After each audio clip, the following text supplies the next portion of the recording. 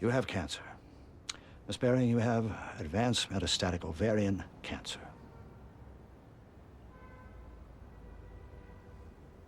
Go on. You are a professor, Miss Baring. Like yourself, Dr. Kalikian. Ah, yes. Now then, you present with a growth that unfortunately went undetected in stages 1, 2, and 3. Now it is an insidious adenocarcinoma. Insidious? Insidious means undetectable at an early stage. Insidious means treacherous. Shall I continue? Oh, by all means. Good.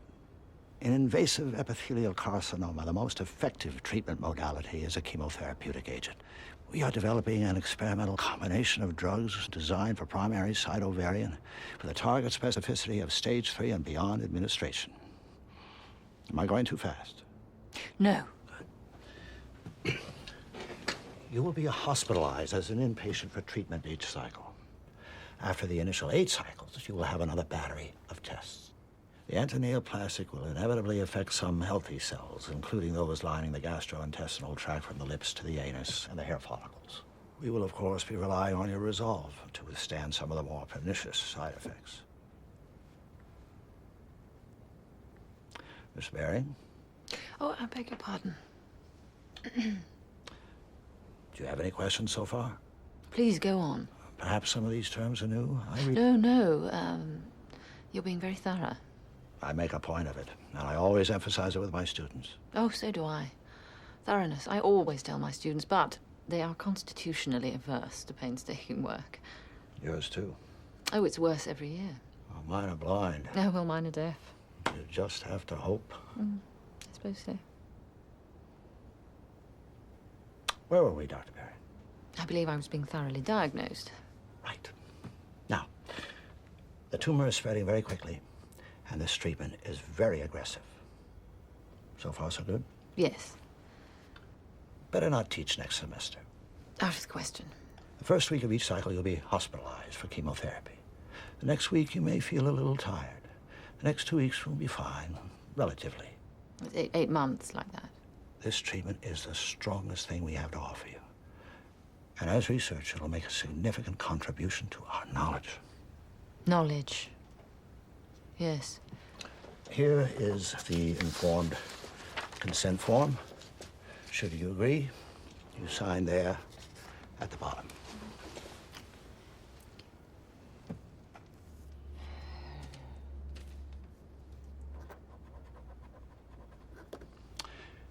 Is there a family member you want me to explain this to? Oh, that won't be necessary. Good. The important thing is for you to take the full dose of chemotherapy. There may be times when you'll wish for a lesser dose due to the side effects, but we've got to go full force. Dr. Baring? Yes. You must be very tough.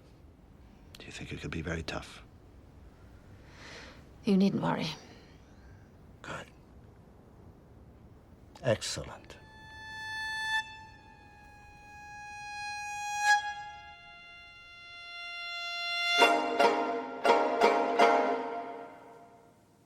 I should have asked more questions, because I knew there was going to be a test.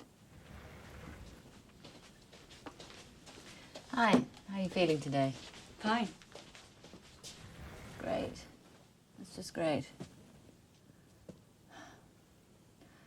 This is not my standard greeting, I assure you. I tend towards something a little more formal, a little less inquisitive, such as, say, hello. But it is the standard greeting here, so I just say fine. Of course, it is not very often that I do feel fine. I have been asked, how are you feeling today, while I was throwing up into a plastic wash basin. I have been asked, as I was emerging from a 4-hour operation with a tube in every orifice, how are you feeling today? I'm waiting for the moment when someone asks me this question and I am dead. I'm a little sorry I'll miss that.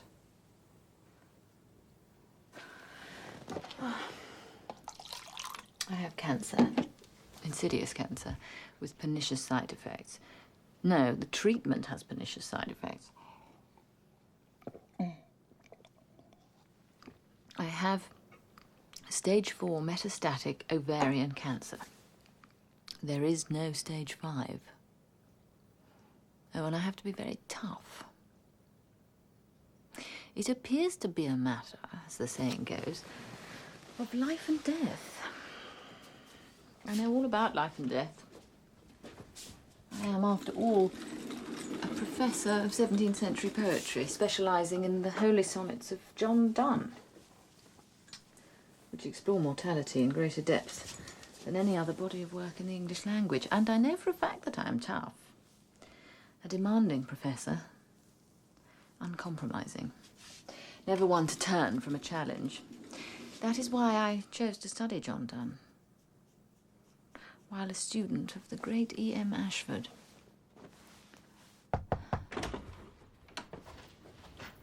Oh, yes. Your essay on Holy Sonnet 6, Miss Baring, is a melodrama with a veneer of scholarship unworthy of you, to say nothing of Donne. Do it again. Oh, Begin with the text, Miss Baring, not with a feeling.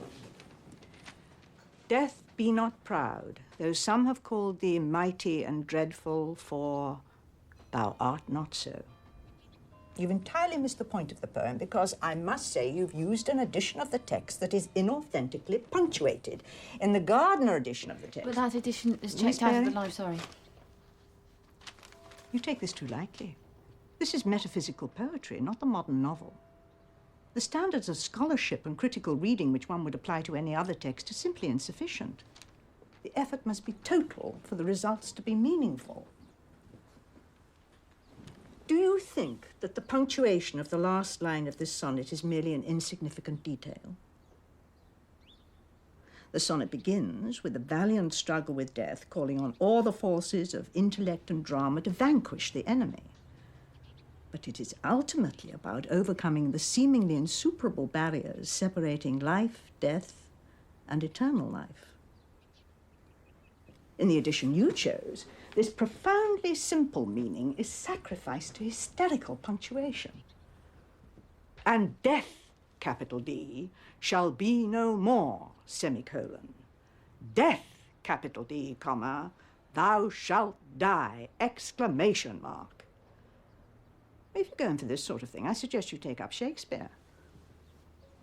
Gardner's edition of the Holy Sonnets returns to the Westmoreland manuscript source of 1610, not for sentimental reasons, I assure you, but because Helen Gardner is a scholar. It reads, and death shall be no more, comma, death thou shalt die. Nothing but a breath, a comma, separates life from life everlasting. Very simple, really. With the original punctuation restored, death is no longer something to act out on a stage with exclamation marks. It is a comma, a pause. In this way, the uncompromising way, one learns something from the poem, wouldn't you say?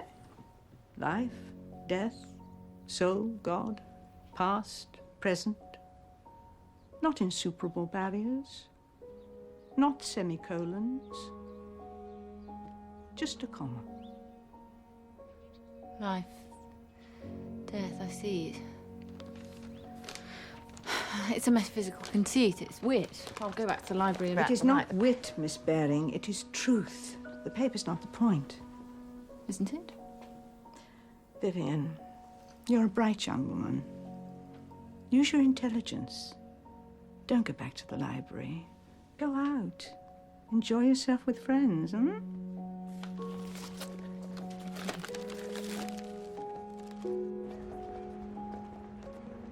I went outside. It was a warm day. There were students on the lawn, talking about, well, nothing, laughing. Simple human truth. Uncompromising scholarly standards. They're connected. I just couldn't... I went back to the library. Anyway. All right. Significant contribution to knowledge. 8 cycles of chemotherapy. Give me the full dose. The full dose. Every time. The attention was flattering for the first 5 minutes.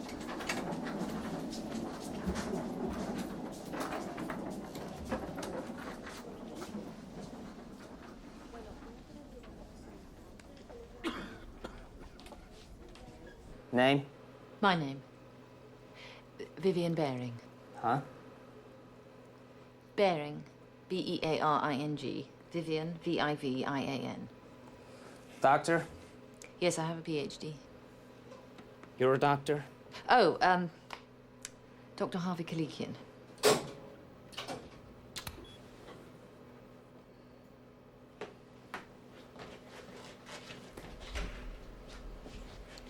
I am a doctor of philosophy. Take a deep breath and hold it. Okay. A scholar of 17th century poetry. Arms above your head and hold it. Okay. I have made an immeasurable contribution to the discipline of English literature. I am, in short, a force. Okay, that's it. Name? Lucy, Countess of Bedford. I don't see it here. My name is Vivian Baring, B-E-A-R-I-N-G. Dr. Kalikian is my doctor. Okay. Lie down.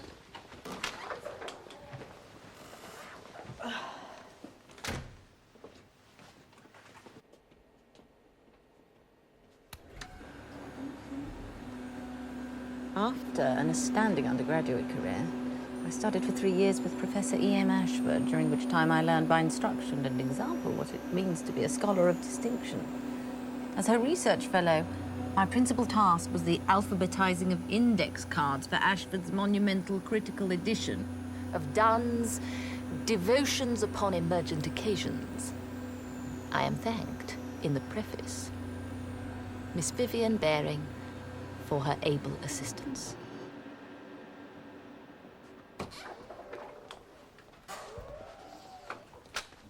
Thank you.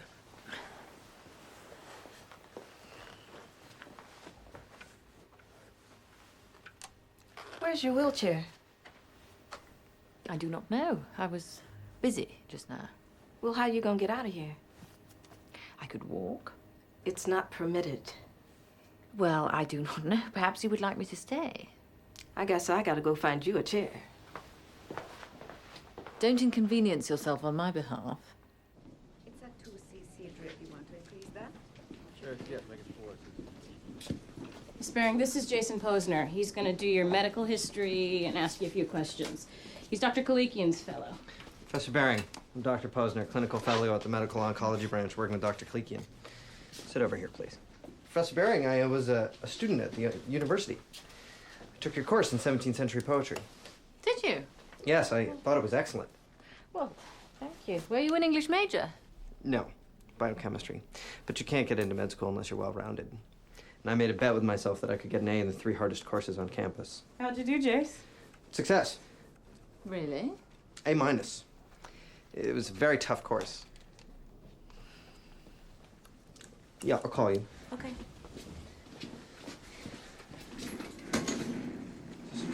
Wheel this over. Okay, now, I'm going to be taking your history, which is a medical interview, and then I give you an exam. I believe Dr. Kalikian has already done that. Well, I know, but Dr. Kalikian wanted me to do one, too. Very well. Okay, let's just get started. How are you feeling today? Fine, thank you. Excellent. And how's your general health? Fine. Good. Now, we know that you're an academic, Yes, we've established that. so we don't need to talk about your interesting work. No. How old are you? 48. Are you married? No. Are your parents living? No. How and when did they die? My father, suddenly, of a heart attack when I was 21. My mother, slowly, when I was 41 and 42, of cancer, breast cancer. Cancer. Yeah, breast cancer. I see. Any siblings? No. Now I'm going to ask you about your past medical history. Have you ever been hospitalized? Yes, I had my tonsils out when I was 8. Have you ever been pregnant? No. Heart murmurs? No. High blood pressure? No. Venereal diseases, uterine infections? No. Thyroid, diabetes, cancer? No, well, cancer, yes. Oh, when? Now. Well, not including now. In that case, no. Okay. Clinical depression, nervous breakdowns, suicide attempts? No. Do you smoke? No. Ethanol? I beg your pardon. Alcohol? Oh, ethanol. Yes, I drink wine. How much? How often? A glass with dinner occasionally, and perhaps a scotch every now and then. Do you use any substances? Such as? Marijuana, cocaine, crack cocaine, PCP, ecstasy, poppers? No. Do you drink caffeinated beverages? Oh, yes. Which ones? Coffee, a few cups a day. Okay. How many? 2 to 6. But I really don't think that's immoderate. How often do you undergo routine medical checkups? Well, not as often as I should probably, but I've felt fine. I really have. So the answer is... Every 3 to 5 years. What do you do for exercise? Pace. Are you having sexual relations? Not at the moment. Are you pre- or post-menopausal? Post. When did your period stop? About 2 years ago. Okay. When did you first notice your present complaint? This time now. Yes. Oh, well, about 4 months ago, I felt a pain in my stomach, in my abdomen, like a cramp, but not the same. How did it feel? Like a cramp. But not the same. Duller and stronger, but I can't describe it. What happened next? Well, I don't know. I started noticing my body, little things. I would be teaching and feel a sharp pain. What kind of pain? Sharp and sudden.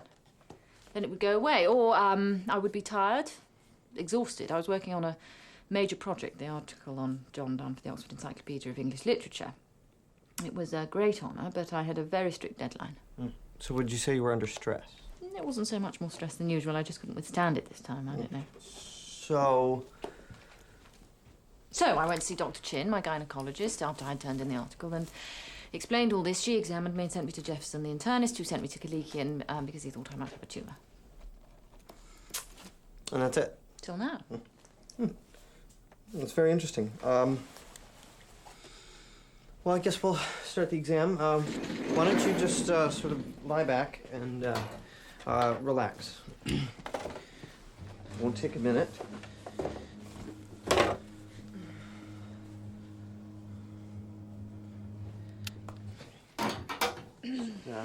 Let me get the sheet here.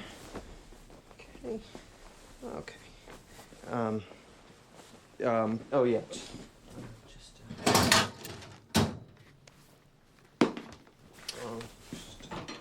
feet in the stirrups here.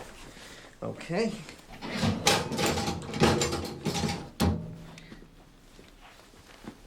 Okay. Could you just, yeah. There. Okay. Good, okay.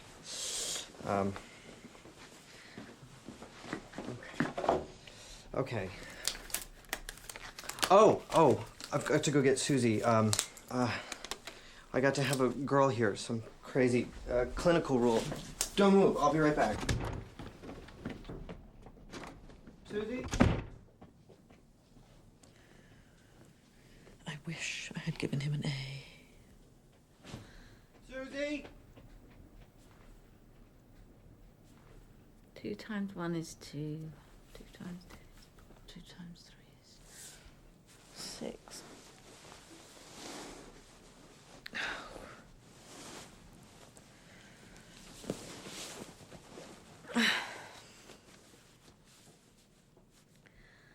Death be not proud, though some have called thee mighty and dreadful. For thou art not so. For those whom thou think'st thou dost overthrow die not, poor death, nor yet canst thou kill me. Has anybody seen Susie?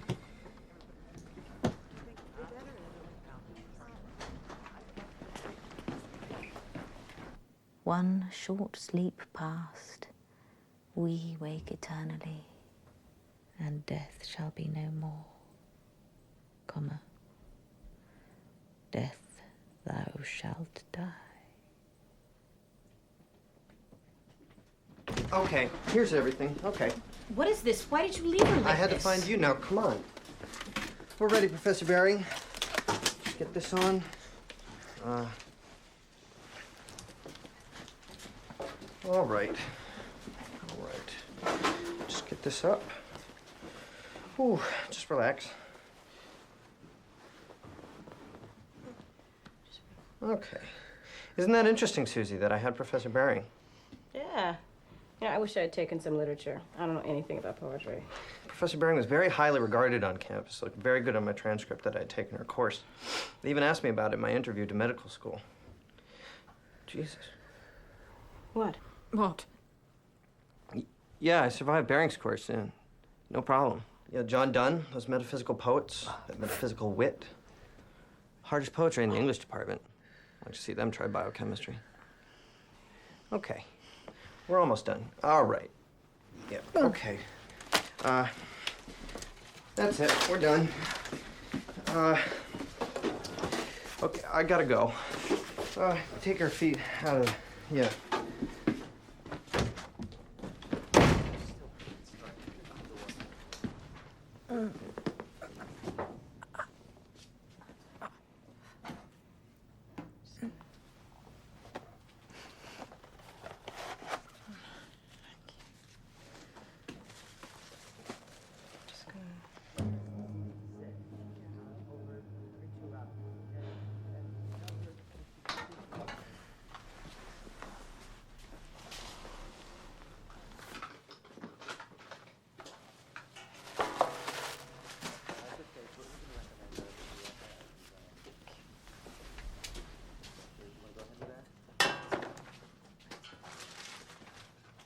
That was hard.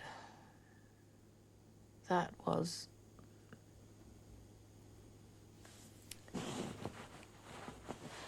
One thing that can be said for an 8-month course of cancer treatment, it is highly educational. I am learning to suffer. Yes, it is mildly uncomfortable to have an electrocardiogram, but the agony of a colonoscopy sweeps it from memory. Yes, it was embarrassing to have to wear a nightgown all day long. 2 nightgowns. But that seemed like a positive privilege compared to watching myself go bald. Yes, having a former student give me a pelvic exam was thoroughly degrading, and I use the term deliberately. But I could not have imagined the depths of humiliation. Oh.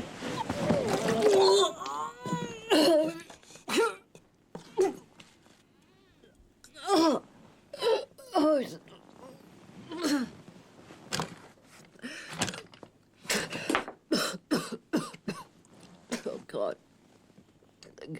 Please.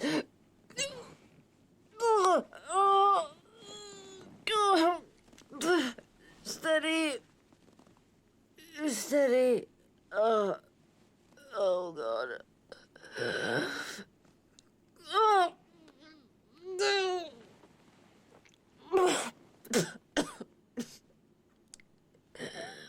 What's left? I haven't eaten in 2 days. What's left to puke?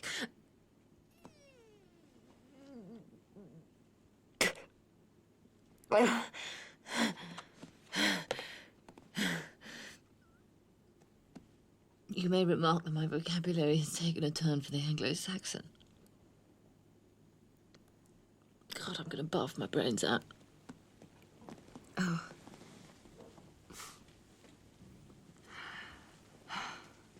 If I did actually barf my brains out, it would be a great loss to my discipline. Of course, not a few of my colleagues would be relieved, to say nothing of my students. It's not that I'm controversial. Just uncompromising.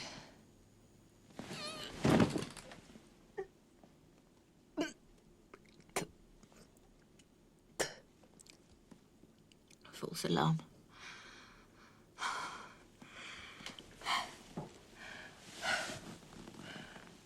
If the word went round that Vivian Baring had bathed her brains out, well, first, my colleagues, most of whom are my former students, would scramble madly for my position. And then their consciences would flare up. So to honour my memory, they would put together a collection of their essays about John Donne. The volume would begin with a warm introduction capturing my most endearing qualities. It would be short, but sweet. Published and perished. Now, watch this. I have to ring the bell. How you doing, Miss Baring? You having some nausea? Yes. Okay, I'll be with you in a second. Someone has to come and measure this emesis and record it on a chart of my intake and output. This counts as output.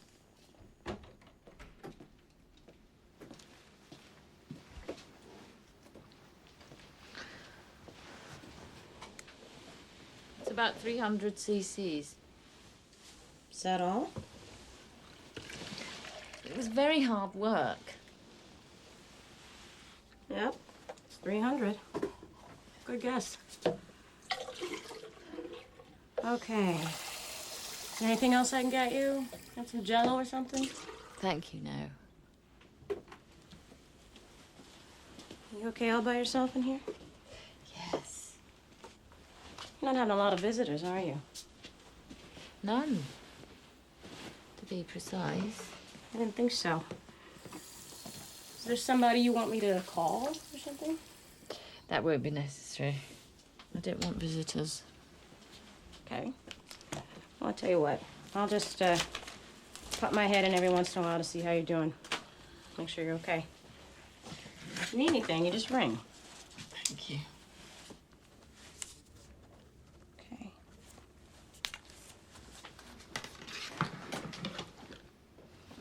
You just call.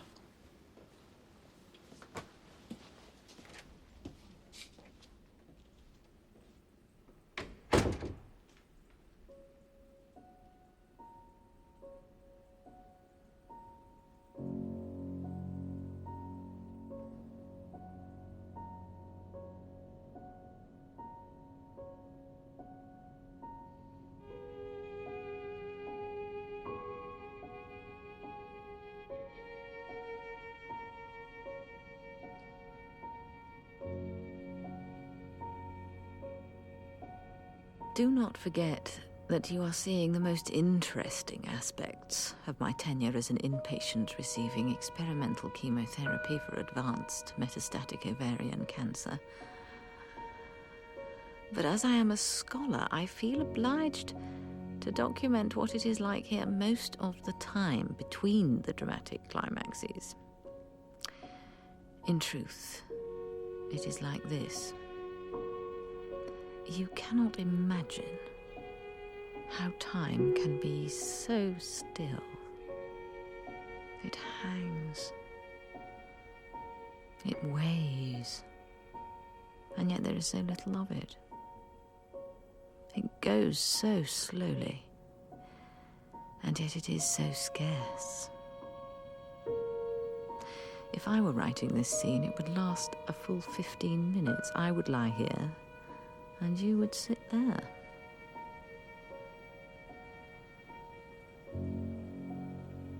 Not to worry. Brevity is the soul of wit. But if you think 8 months of cancer treatment is tedious for all of you, consider how it feels to play my part. All right, all right. Let's say it's Friday morning. Grand rounds is what they call it. Action! Dr. Baring? Dr. Kalikian. Professor Baring, how are you feeling today? Fine. Great, just great. Very late detection, stage just 4 upon admission. Hexamethylphosphacil with vinplatin to potentiate. Hex at 300 milligrams per meter squared, vin at 100. Today is cycle 4, day 3. All cycles are at the full dose. Primary site is here, behind the left ovary. Metastases are suspected in the peritoneal cavity, mainly in this area here. Full lymphatic involvement. At the time of first look surgery, a significant part of the tumor was debulked, mainly in this area here. Left, right ovaries, fallopian tubes, uterus, all out. Evidence of primary site shrinkage. Shrinking in metastases has not been documented. Primary mass, frankly palpable in pelvic exam, all through here. Excellent command of details. Okay. Problem areas with X and Vin? First, of course, is myelosuppression, a lowering of blood cell counts. That goes without saying. With this combination of agents, nephrotoxicity will be next. Anybody else? Side effects? Nausea, vomiting. Jason? Routine. Pain while urinating. Routine. Psychological depression. No way. Oh, anything else? Other complaints with Hex and Vin? Come on. Mouth sores? Not yet. Skin rash? No. Why do we waste our time, Dr. Berry? I do not know, Dr. Kalikian. Use your eyes. Good grief. Hair loss. Come on. Doesn't count. You can see that. Jason? Hair loss after first cycle of treatment. That's better. Dr. Berry, full dose. Good. Excellent. Keep pushing the fluids.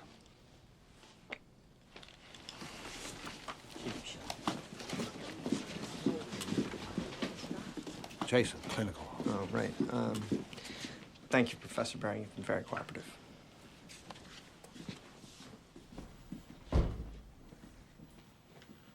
Wasn't that grand?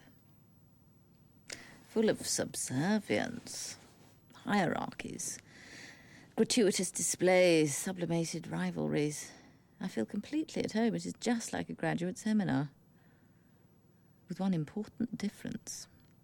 In grand rounds, they read me like a book. Once I did the teaching, now I am taught. This is much easier. I just hold still and look cancerous. Jason was impressive, wasn't he? I taught him, you know.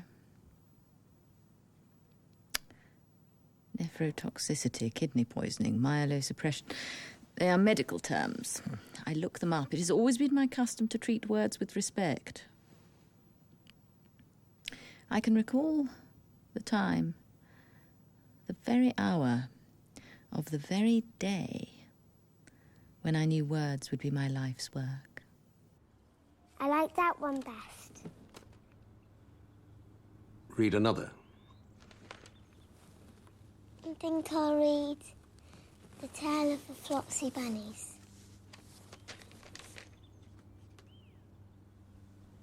Has little bunnies on the front.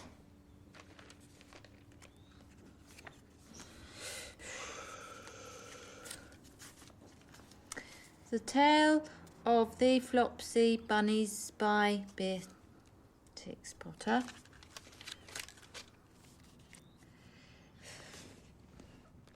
It is said that the effect of eating too much lettuce is what is this word? Say it in bits. Sop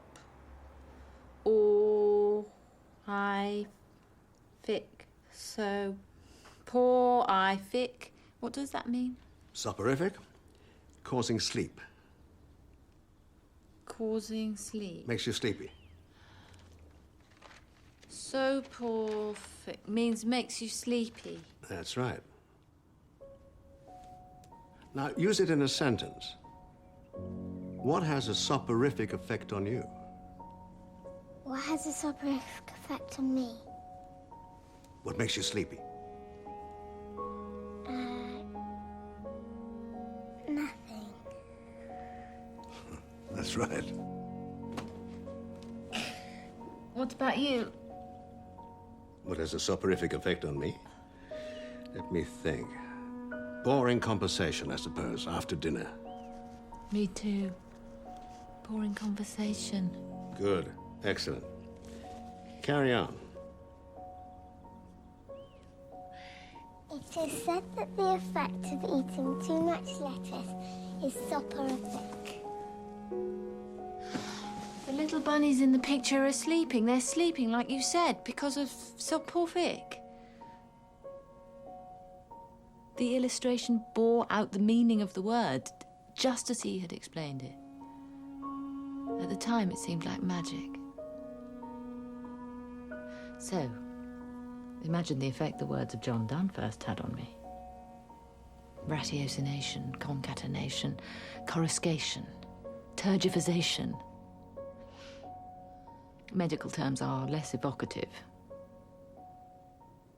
Still, I want to know what the doctors mean when they anatomize me. My only defense is the acquisition of vocabulary.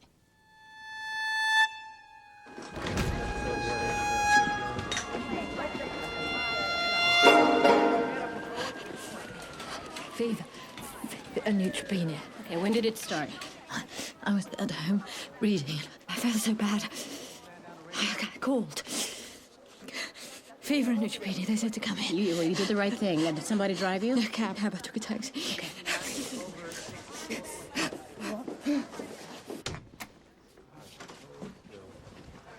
Okay, just sit here a minute. I'll get Jason. He's on call tonight, and I'm going to give you some meds. I'm glad I was here tonight. I'm gonna get you to a bed soon, okay? I'm gonna get you some juice, some nice juice with lots of ice, okay? Lights. I left all the lights on in my house. Don't worry about it. It'll be okay.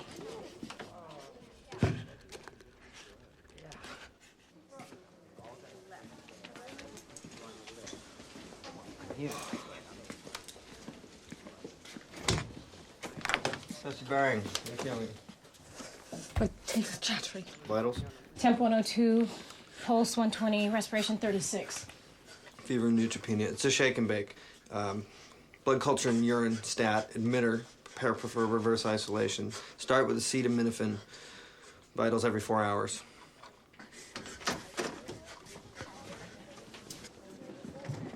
Jason, I think you need to talk to Kalikian about lowering the dose for the next cycle. It's too much for her like this. Lower the dose. No way. She's tough. She can take it. Full dose.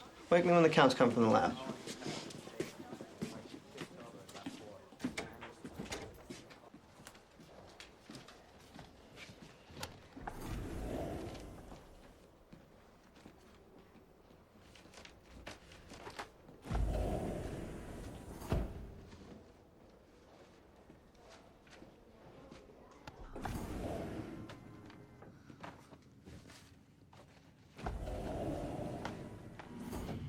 Good morning, Dr. Baring.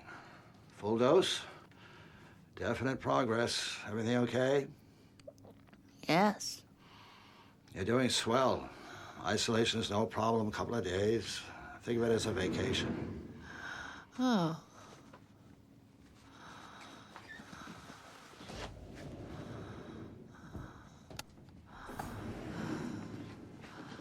Listen. Oh, okay.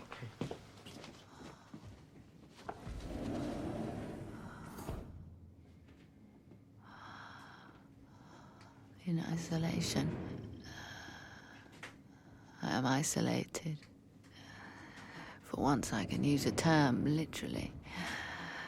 The chemotherapeutic agents eradicating my cancer have also eradicated my immune system. In my present condition, every living thing is a health hazard to me. I really have not got time for this. Particularly healthcare professionals. Just to check the INO sheets for 1 minute takes me a half an hour to do precautions. Oh. 5711, 250 twice. Okay. Oh.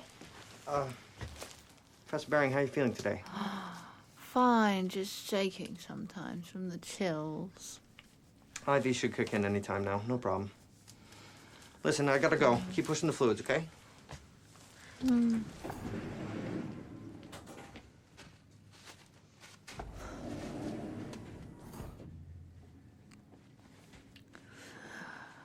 I am not in isolation because I have cancer. Because I have a tumor the size of a grapefruit. No. I am in isolation because I am being treated for cancer. My treatment imperils my health. Herein lies the paradox. John Donne would revel in it.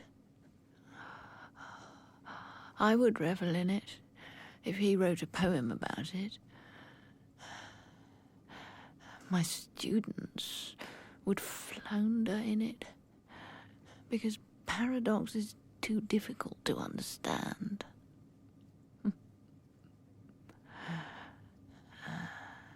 Think of it as a puzzle, I would tell them, an intellectual game.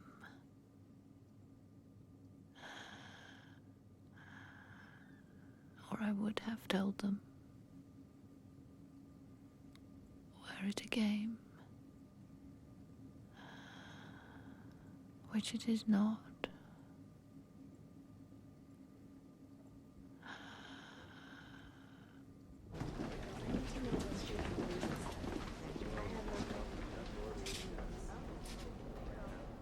Through death on else immortal us. If lecherous goats, if serpents envious, cannot be damned. Alas, why should I be?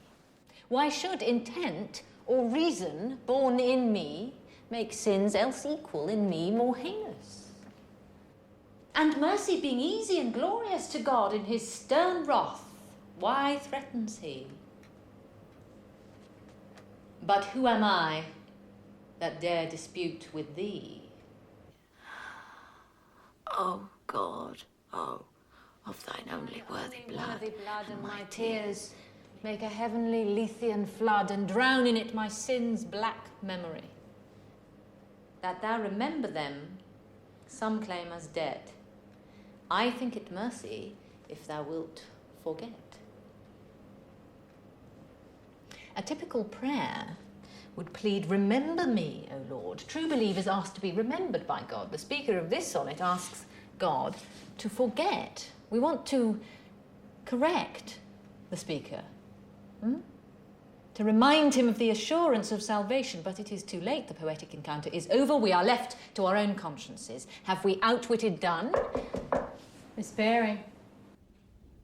Oh, have we been outwitted? Miss Baring. What is it? You have to go down for a test. Jason just called. They want to do another ultrasound. They're concerned about a bowel obstruction. No, not now. I'm sorry, they want it now. Not right now. It's not supposed to be now. Yes, they want to do it now. I've got the chair. It should not be now. I am in the middle of this. I have this planned for now, not ultrasound. No more tests. We've covered that. I know, but they need for it to be now. It isn't a bad procedure and it won't take long, so why don't you just come along now? I do not want to go now. Miss Baring.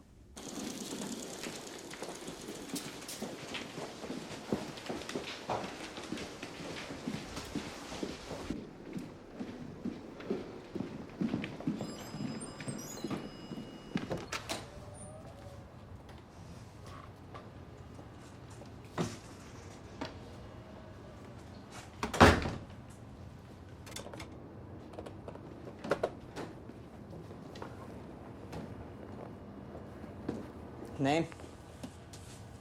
Bearing. Kilikian. It'll just be a minute. Time for your break. Yep. Take a break.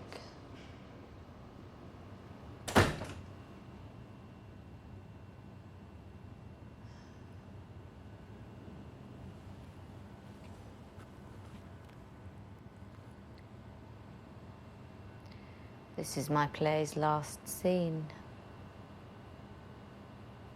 Here, heavens appoint my pilgrimage's last mile. And my race, idly yet quickly run, hath this last pace. My span's last inch, my minute's last point, and gluttonous death will instantly unjoint my body and soul. John Donne, 1609. I've always particularly liked that poem. In the abstract. Now I find the image of my minute's last point a little too, shall we say, pointed. I don't mean to complain, but I am becoming very sick. Very, very sick. Ultimately sick, as it were. In everything I have done, I have been steadfast, resolute. Some would say in the extreme. Now, as you can see, I am distinguishing myself in illness. I have survived 8 treatments of hexamethylphosphocil and vinplatin at the full dose, ladies and gentlemen. I have broken the record. I have become something of a celebrity. Kalikian and Jason are simply delighted. I think they see celebrity status for themselves upon the appearance of the journal article they will no doubt write about me. But I flatter myself the article will not be about me. It will be about my ovaries. It will be about my peritoneal cavity, which, despite their best intentions, is now crawling with cancer.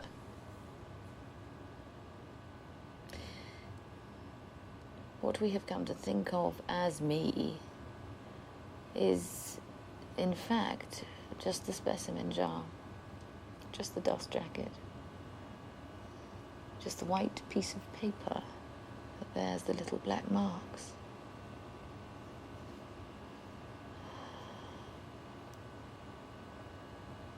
My next line is supposed to be something like this. Oh, it is such a relief to get back to my room after those infernal tests. This is hardly true. It would be a relief to be a cheerleader on her way to Daytona Beach for spring break. To get back to my room after those infernal tests is just the next thing that happens. Oh, God. It is such a relief to get back to my goddamn room after those goddamn tests.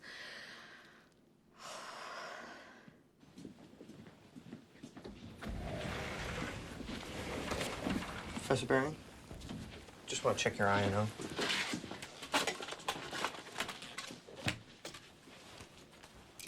$450, 6.5. Okay. How you feeling today? Fine. Great. It's just great. How are my fluids? Pretty good. No kidney involvement yet. That's pretty amazing with Hex and Vin. How will you know when the kidneys are involved? Lots of in, not much out. That simple. Well, no way. Compromised kidney function is a highly complex reaction. I'm simplifying it for you. Thank you. We're supposed to. Bedside manner. There's a whole course on it in med school. It's required. Colossal waste of time for researchers. I can imagine. Jason? Huh? What were you saying just then? When? Never mind. Professor Baring, are you experiencing confusion? Short-term memory loss? No. You sure? Yes. Okay. No, I was just wondering, why cancer? Why cancer? Well, why not open heart surgery? Oh, well, yeah. Well, why not plumbing? Why not run a lube rack for all the surgeons know about Homo sapiens sapiens? And no way. Cancer's the only thing I ever wanted. Huh. No, really, cancer is... Awesome? Yeah. It is awesome. How does it do it? The intercellular regulatory mechanisms, especially for proliferation and differentiation. The malignant neoplasia just don't get it. Neoplasia. Cancer cells. Yes, that's right.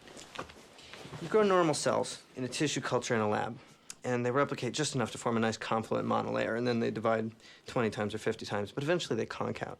You grow cancer cells, and they never stop. No contact inhibition whatsoever. They just pile up. They keep replicating forever. It's got a great name. You know what it's called? No, what? Immortality in culture. That sounds like a symposium. It's an error in judgment in a molecular way. But why? Even on a protistic level, the normal cell-cell interactions are so subtle, they take your breath away. It's incredible. It's perfect. So what's up with cancer cells? Smartest guys in the world, the best labs, funding. They don't know what to make of it. What about you? Me? Oh. I've got some things I'm kicking around. Wait till I get a lab of my own. If I can survive this fellowship. The part with the human beings. Everybody's got to go through it, all the best researchers. They want us to be able to converse intelligently with the clinicians, as if researchers were the impediment. Clinicians are such troglodytes. Just cut the crap, I say. Are you going to be sorry when... Do you ever miss people? Everybody asks that, especially girls. What do you tell them? Tell them yes. Are they persuaded? Some. Some. I see. And what do you say when a patient is apprehensive, frightened? Of who? I just... Never mind. Professor Baring, who's the President of the United States? I'm fine. Really, it's all right. You sure? I could order a test. No. No. I'm fine. Just a little tired. Okay. Listen, I gotta go. Keep pushing the fluids. Try for 2,000 a day, okay? Okay. To use your word. Okay.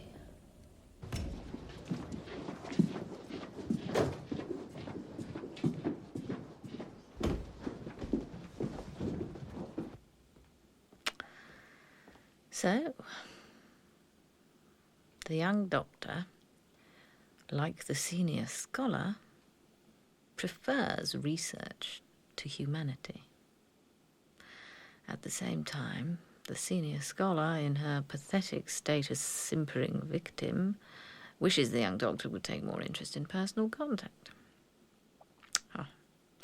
Now, I suppose we shall see how the senior scholar ruthlessly denied her simpering students the touch of human kindness she now seeks.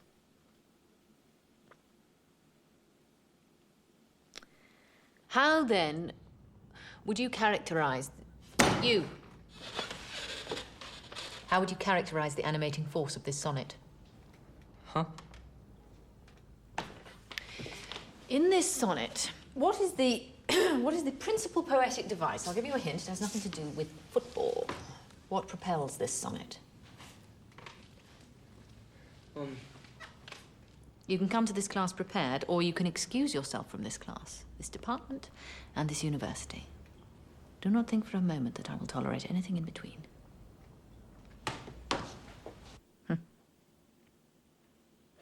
Did I say You are 19 years old. You are so young. You don't know a sonnet from a steak sandwich. By no means. To scan the line properly, we must take advantage of the contemporary flexibility in ION endings, as in expansion. The quatrain stands: Are two souls, therefore, which are one, though I must go, endure not yet a breach, but an expansion, like gold to airy thinness beat. Bear this in mind in your reading. That's all for today.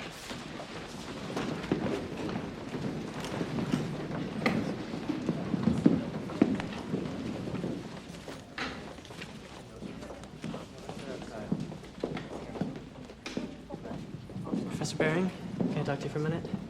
You may. I need to ask for an extension on my paper. I'm really sorry. I know your policy, but... Don't tell me. Your grandmother died. You knew? It was a guess. I have to go home. Do what you will, but the paper is due when it is due.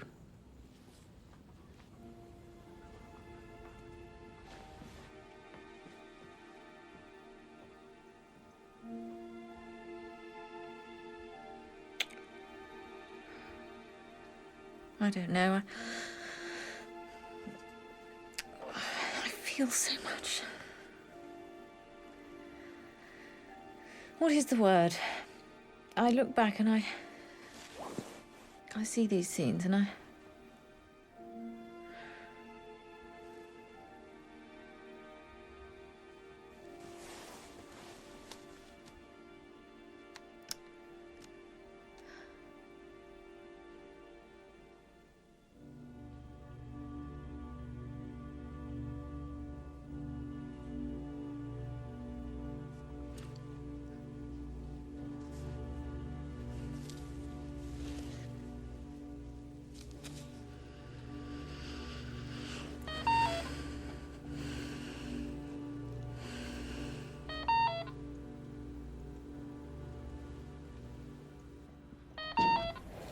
Bering, is that you beeping at 4 o'clock in the morning? Did that wake you? Sorry, it just gets occluded sometimes. Oh, I was awake. Were? What's the trouble, sweetheart? Oh, I don't know. Can't sleep? No, I just keep thinking. If you do that too much, you can get kind of confused. I know. I can't seem to figure things out. I'm in a quandary, having these doubts. Well, what you're doing is very hard. Hard things are what I like best. No, but it's not the same. It's like it's out of control, isn't it?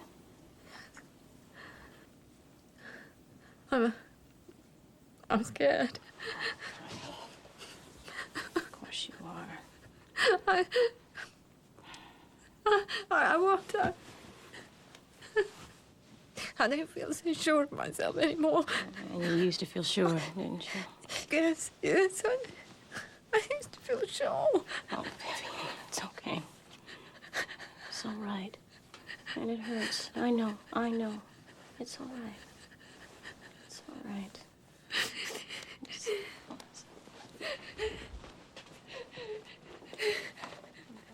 It's all right. Vivian, it's okay. It's all right. Hey, Vivian. You want a popsicle? Yes, please. Okay. I'm gonna go get one. I'll be right back, okay?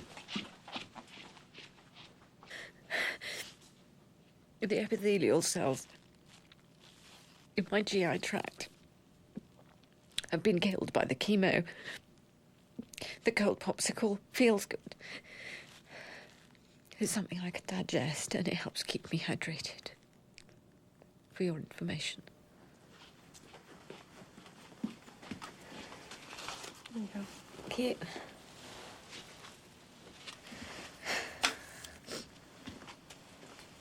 Here. Sure? Thanks. Cute.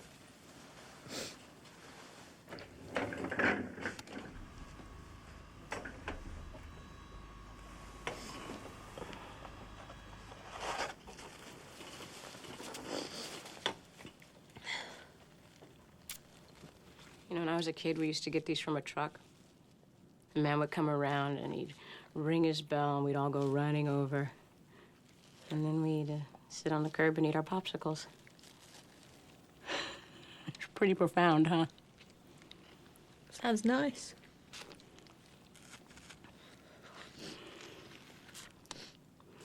Vivian, there's something we need to talk about. That you need to think about.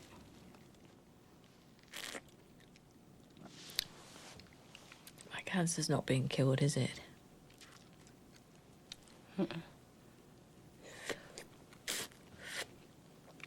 They never expected it to be, did they? Well, they thought the drugs would make the tumor get smaller. And it has. It's gotten a lot smaller. But the problem is it started in other places, too. And, I mean, they've learned a lot for their research, and it was the best thing they had to give you. It was the strongest drugs. It's just that there really isn't a good cure for what you have yet. For advanced ovarian. I'm sorry, they should have explained this to you. I knew. You did? I read between the lines.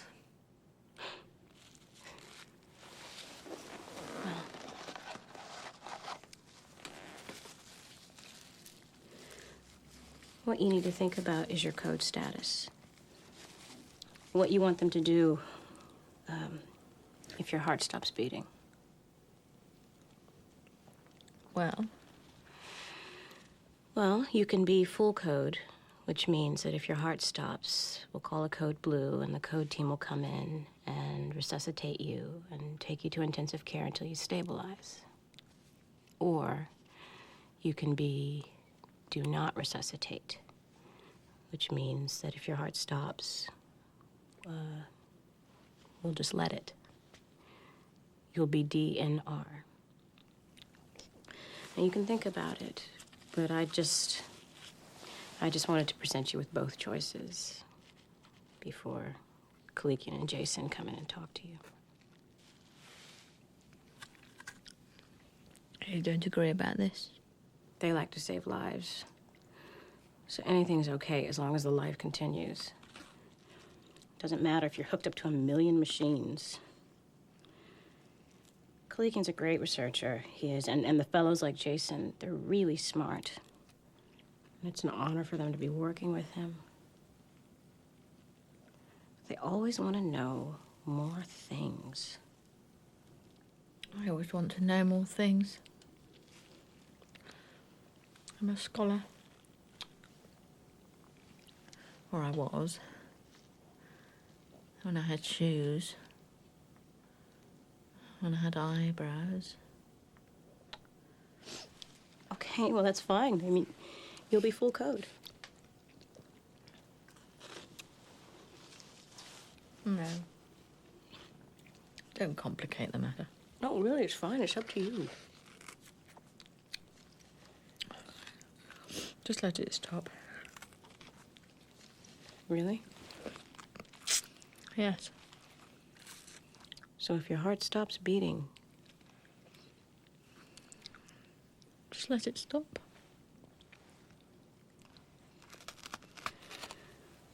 You sure? Yes. Okay. Okay, I'll get Kalikian to give the order, and then... Susie. Yeah? You're still going to take care of me, aren't you? Of course I am. Don't you worry, sweetheart.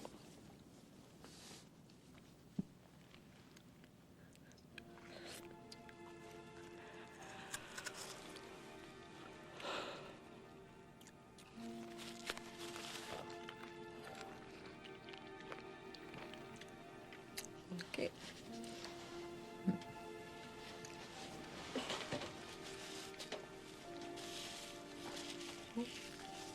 Thank you.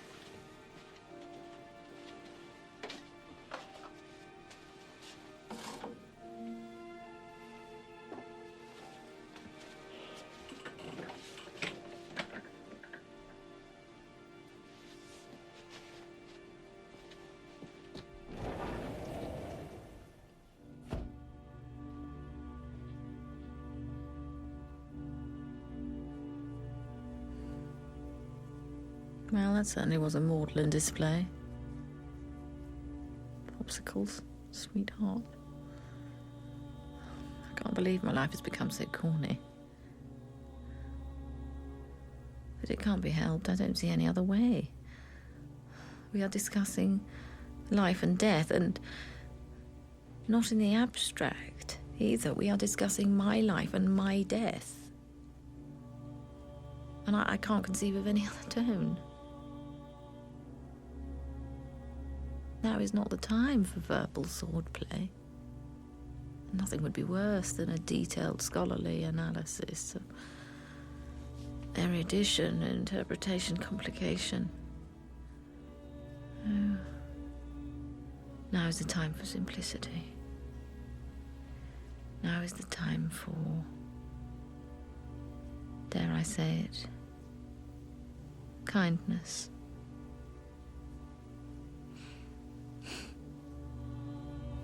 I thought being extremely smart would take care of it.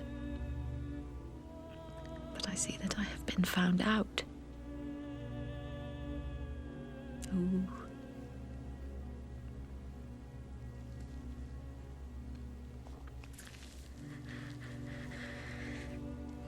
I'm scared. Oh, God. I want.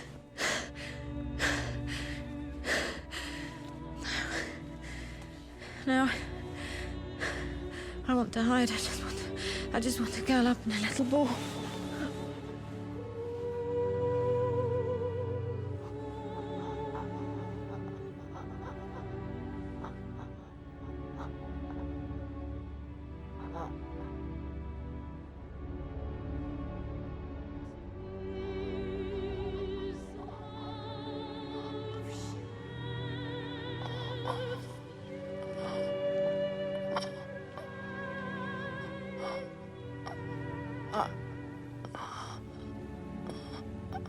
I want to tell you how it feels. I want to explain it. To use my words. It's as if I can't.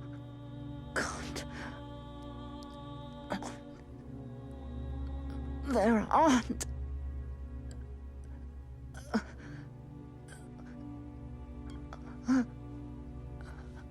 I'm in terrible pain. Susie says, I need to begin aggressive pain management if I'm going to start it. It, such a little word. I think in this case, it signifies being alive.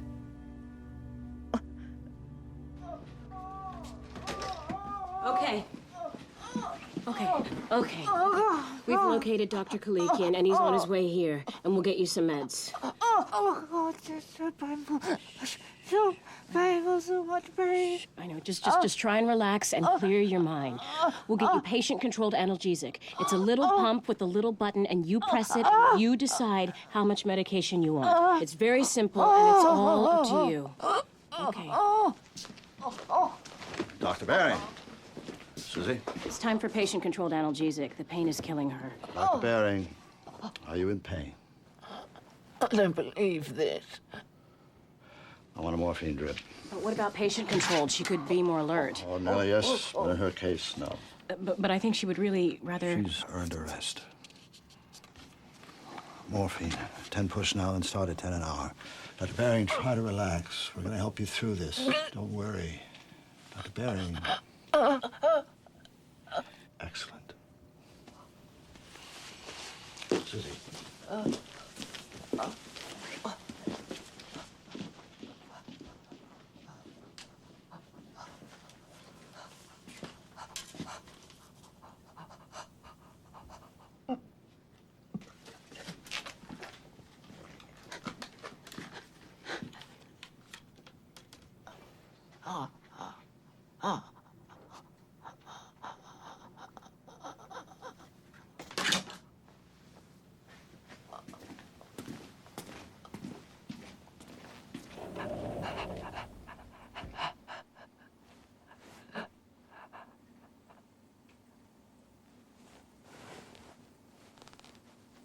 Hi.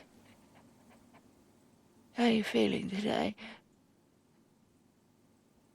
These are my last coherent lines. I'll have to leave the action to the professionals. It came so quickly after taking so long. This is not even time for a proper conclusion.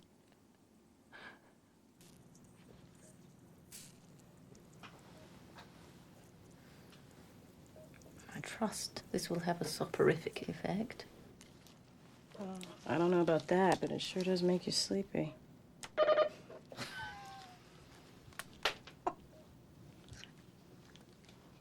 What's so funny? What? What? That's just... It's this soporific means. Makes you sleepy. It does? Well, that was sort of dumb. No, it was funny. Yeah, in a dumb sort of way.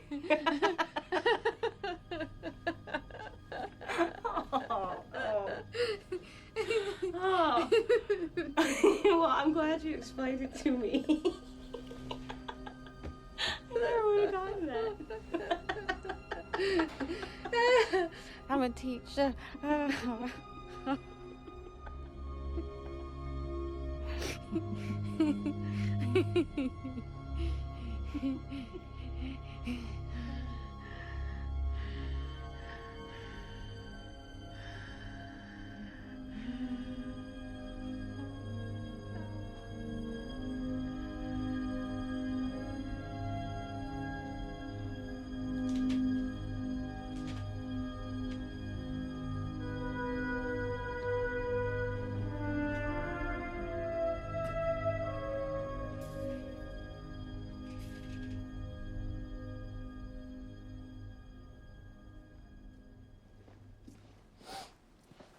Yeah, she was a great scholar. She wrote tons of books, articles. She was the head of everything. People used to hug the walls when she passed.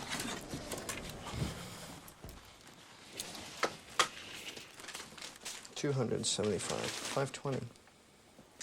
Let's up the hydration. She won't be drinking anymore. See if we can keep her kidneys from fading. Yeah, I have a lot of respect for her. Just more than I can say for the entire biochemistry department. What do you want, dextrose? Give her saline. She gave a hell of a lecture. No notes. Not a word out of place. It was pretty impressive. A lot of students hated her, though. Why? Well, she wasn't exactly a cupcake. She hasn't exactly been a cupcake here either.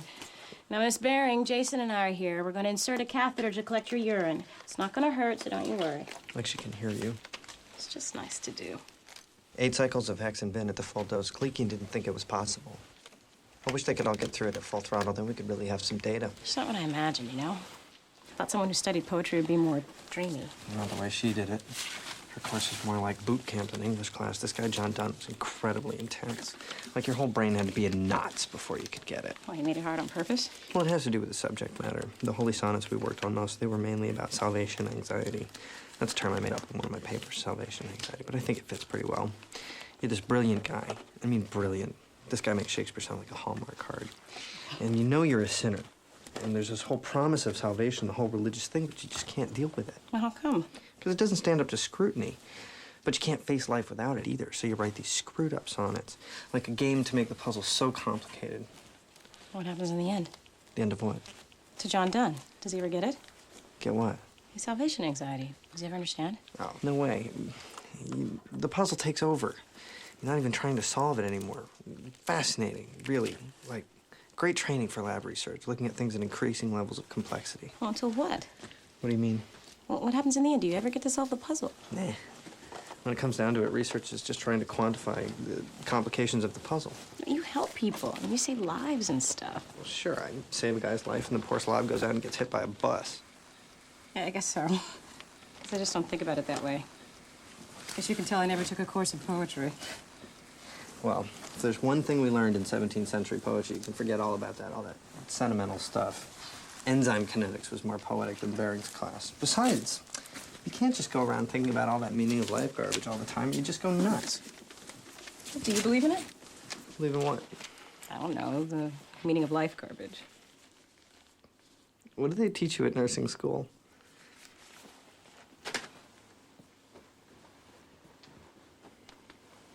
She's out of it. Shouldn't be too long. You done here? Yeah, I'll just tidy up.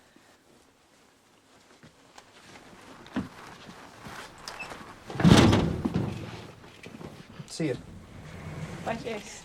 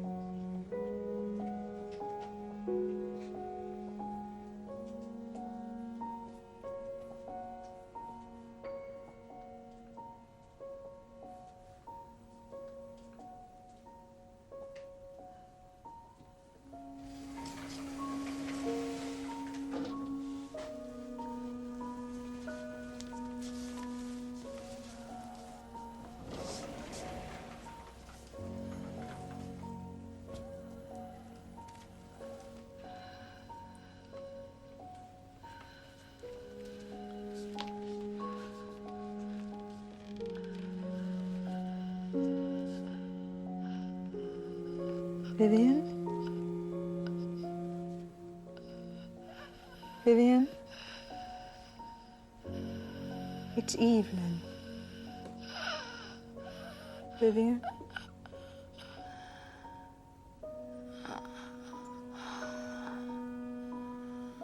Oh, God.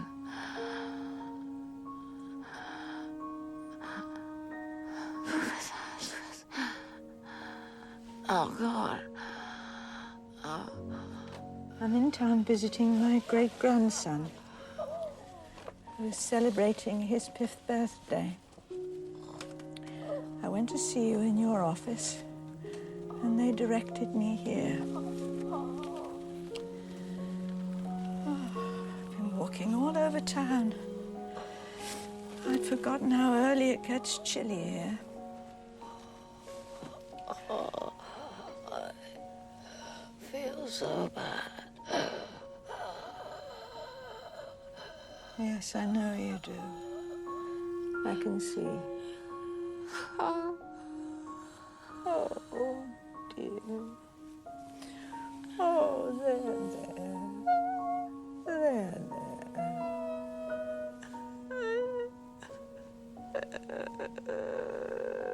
Oh, Vivian. Vivian.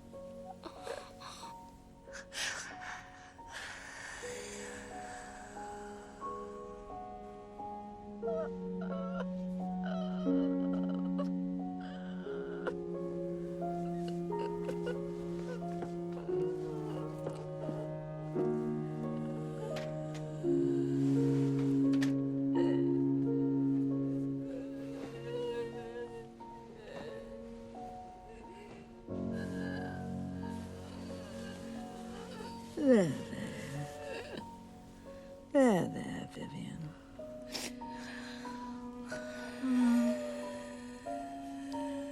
It's a windy day. Don't worry, dear. Let's see. Shall I recite something to you? Would you like that? I'll recite something by Donne.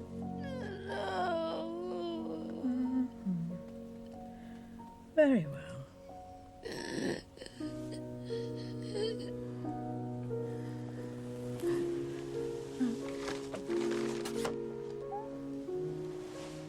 Let's see.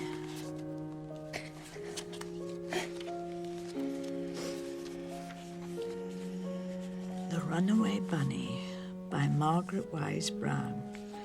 Pictures by Clement Hurd. Copyright 1942. First Harper Trophy edition 1972.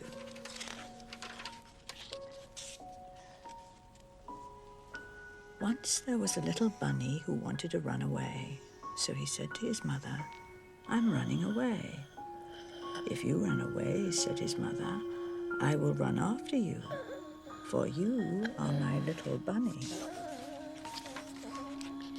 "If you run after me," said the little bunny, "I will become a fish in a trout stream, and I will swim away from you."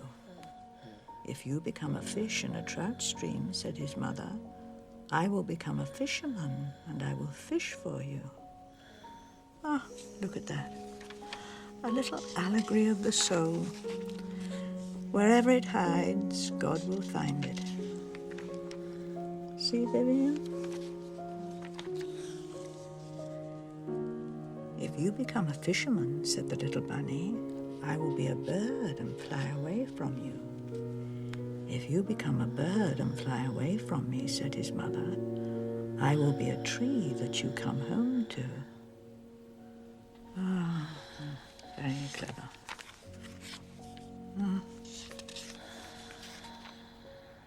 "Shucks," said the little bunny. "I might just as well stay where I am and be your little bunny." And so he did. "Have a carrot," said the mother bunny.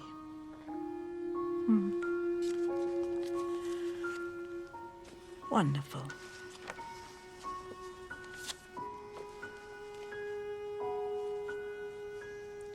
Time to go.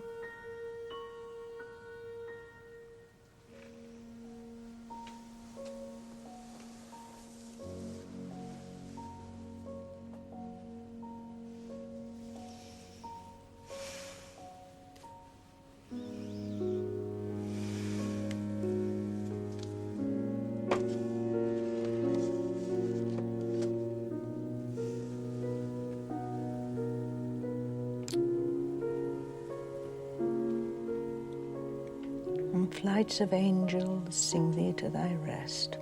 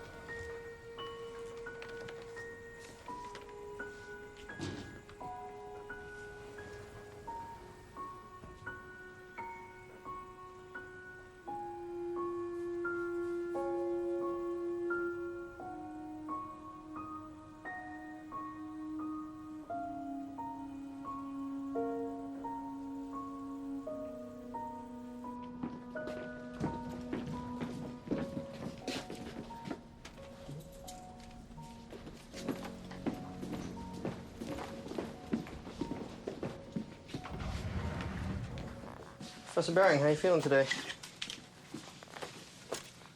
3 p.m. IV hydration totals. 2,000 in, 30 out. Oh, well, that's it. Kidney's gone. Professor Baring? Highly unresponsive.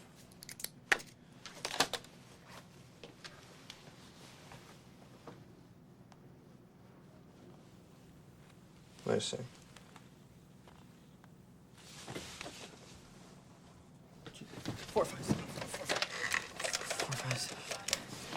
Code blue, room 707. Code blue, room 707. Dr. Posner, Posner. Hurry up.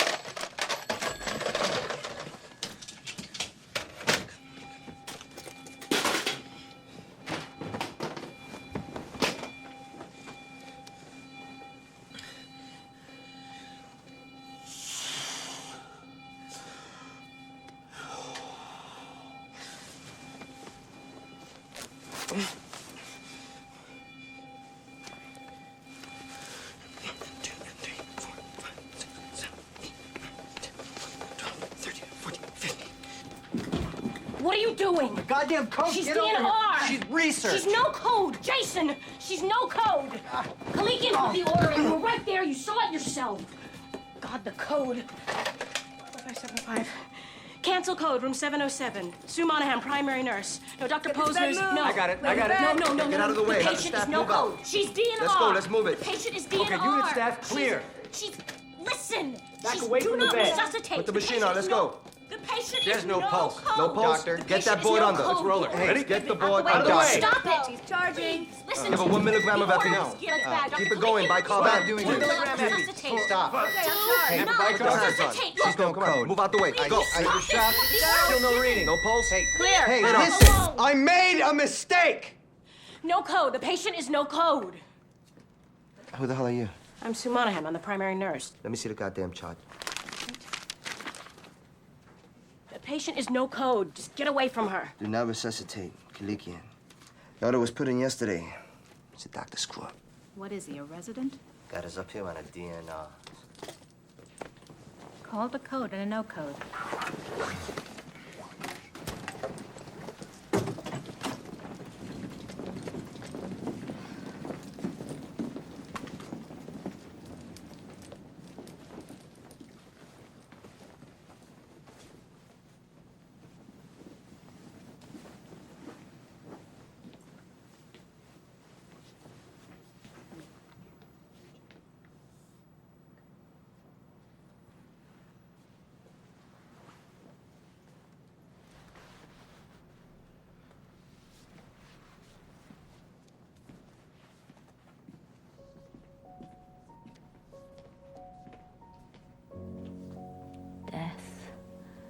Be not proud, though some have called thee mighty and dreadful, for thou art not so. For those whom thou think'st thou dost overthrow, die not, poor death, nor yet canst thou kill me. Thou art slave to fate, chance, kings, and desperate men, and dost with poison, war, and sickness dwell. And poppy or charms can make us sleep as well and better than thy stroke. Why swell'st thou then? One short sleep past, we wake eternally, and death shall be no more. Death thou shalt die.